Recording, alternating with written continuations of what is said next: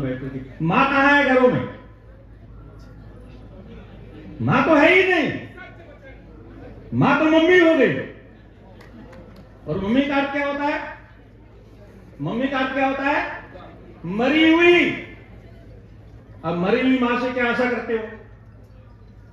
अच्छा, मां जब मर गई तो पिता ने सोचा घरवाली मर गई, मेरे बच्चों ने घरवाली को मार दिया, तो पिता ने आत्महत्या कर ली और डेड बॉडी बन गया। क्या हो गया? डेड बॉडी हो गया। घर में मां मरी हुई है, पिता डेड हो गया है। अब बच्चों को शिक्षा दे तो कौन, संस्कार दे तो कौन दे? या तो टीवी देगा या मोबाइल देगा या घर की गाड़ी देगी, क्योंकि दोनों तो काम पर गए हुए। बच्चे तो अनाथ हो गए, बच्चे तो अनाथ हो गए, इसलिए अनाथालय में पढ़ते भी हैं। क्या? तो मैं आपको थोड़ा अतीत में ले चलता हूं। हम क्या थे, आज क्या है और भविष्य हमारा क्या होने वाला है। जो समाज इतिहास की शिक्षा नहीं लेता है, वो समाज स्वयं इतिहास के पन्नों में अंकित हो जाता है, उसका इतिहास बन जाता है। इसलिए केवल सनातन सनातन कहने से काम नहीं चलेगा। जो लोग सनातन का हल्ला करते हैं उनको तो पता नहीं सनातन शब्द का अर्थ क्या होता है। तो जरा अतीत में चलते हैं। ये संपूर्ण भूखंड एक ही था। सब महापुरुष विद्वान लोग बैठे हैं।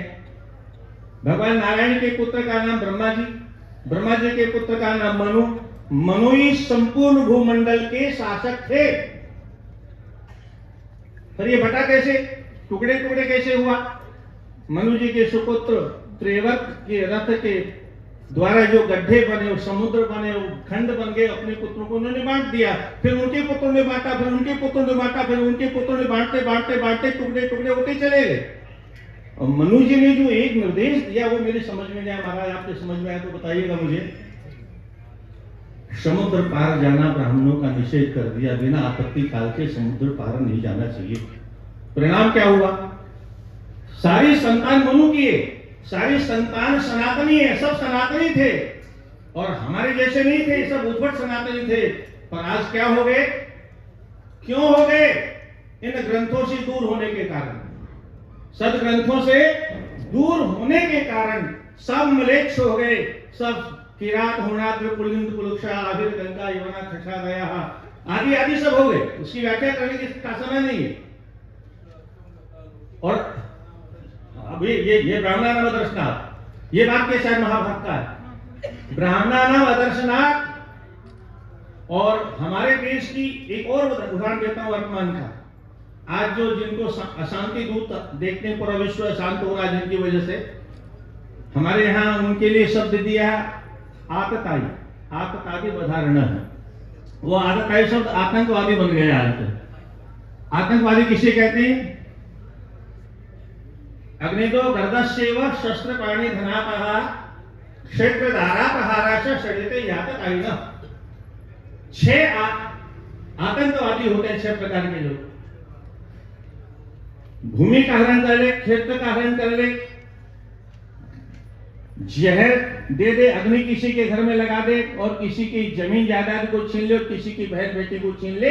ये 6 प्रकार के आतंकवादी होते हैं। उन आतंकवादियों से आज पूरा विश्व परेशान है। मैं आपसे जानना चाहता हूं, भारतवर्ष में जो आतंकवादी हैं वो पहले कौन थे? हमारे पुरखे थे ना। और 500-700 वर्ष पहले जो हमारे पुरखे थे वो हमारे जैसे निकृष्ट ब्राह्मण नहीं थे, निम्न स्तर के ब्राह्मण नहीं थे। हम तो केवल नाम के ब्राह्मण है। स्कंद पुराण में एक श्लोक आया है, श्रुति स्मृति पुराण किया ब्राह्मणा प्रकीर्तिता तदुक्ता आचार्य चरणा इतरे नामधारका, इतरे नामधारका, जो वेदों को जाने, स्मृतियों को जाने, पुराणों को जाने और केवल जाने ही नहीं, तदुक्ता चार्य चरणा, इन शास्त्रों में वेदों में जो लिखा है उसके अनुसार जो आचरण करे वह ब्राह्मण होता है। बोले इतरे, उनको क्या कहोगे? बोले इतरे नामधारका। हम तो नामधारी ब्राह्मण हैं। पर उस जमाने के ब्राह्मण त्रिकाल संध्या करने वाले थे, अग्निहोत्र करने वाले थे। नाना है काले में विद्वान न स्वेरी स्वरेडी होता है। इस देश के घर घर में ये अग्निहोत्र होता था। आज तो घी कहीं दिखाई देता नहीं, क्योंकि हमारे जैसे पापी पैदा हो गए। गौ सेवा करने पे हम तैयार नहीं। कुत्ता सेवा तो कर सकते हैं, पर गौ सेवा करने को तैयार नहीं। घी आएगा कहां से, हवन होगा कहां से? तो हवन की प्रक्रिया बंद हो गई। ऐसे ऐसे महापुरुष थे वो लोग, परंतु हमारे शास्त्रों से दूर हो गए, कन्वर्ट हो गए और अपने ग्रंथ से जुड़ गए, जिस ग्रंथ में काफिर को मारो जन्नत जाओ और वहां पर मिलेगी पता नहीं क्या बोलते हैं क्या, उस चक्कर में हमसे दूर हो गए। और आज वो क्या कर रहे हैं इसकी व्याख्या करने की जरूरत नहीं है। ठीक जैसे वो 700-800 वर्ष पहले कन्वर्ट हुए, उधर बर्बाद हो गए। मैं आपसे पूछता हूं, आपके घर में कहां शास्त्र है? शेठ जी ने इतना बड़ा कलवृक्ष लगाया कल गीता प्रेस का, आपके पास में गीता प्रेस का कौन सा ग्रंथ है? बात कल्याण की चल रही है। मैं आपसे जानना चाहता हूं, हाथ उठाइए किसके घर में कल्याण पत्रिका आती है? हाथ उठाइए। 10% भी नहीं है सबका। क्या गीता प्रेस के ग्रंथों के बारे में बात करूंगा तो गीता प्रेस के ग्रंथ अब पुराने लोग मंगवाते थे, कुछ लोगों ने तो बंद कर दिए। कुछ लोग मंगवाते हैं तो पढ़ने वाला कोई नहीं है, क्योंकि किसी को फुर्सत नहीं। जब देखो तब सुबह शाम उठते बैठते घुसर घुसर घुसर घुसर घुसर घुसर घुसर। मैं पूछता हूं बच्चों से, कोई 2 बात बताओ जिसको तुमने मोबाइल से सीखा हो। कुछ नहीं है। देखो ये भी मोबाइल चल रहा, देखो यहाँ भी चल रहा, अब इधर भी चल रहा था थोड़ी देर पहले। क्या कथा में चलता है, क्योंकि कथा में मन लगता नहीं है। तो सज्जनों, हम शास्त्रों से दूर हो गए। शेठ जी ने शास्त्रों का उस समय में गीता प्रेस की स्थापना की थी, उस समय कल्याण की स्थापना की थी जब देश विदेशियों के आतंक से जूझ रहा था। और उस समय कल्याण का जब कोई मार्ग नहीं दिखाई दे रहा था, तब कल्याण की स्थापना की ताकि घर घर में कल्याण पत्रिका जाए और प्रत्येक जीव का कल्याण हो। उनका तो अपना कल्याण हुआ था। गीता में स्वयं भगवान कहते हैं, यदा यदा धर्मस्य ग्लानिर्भवति भारतः अभ्युत्थानमधर्मस्य तदात्मानं सृजाम्यहम्। आत्मानं सृजाम्यहम्, भगवान ने अपने आत्मा के रूप में महापुरुषों का सृजन करते हैं।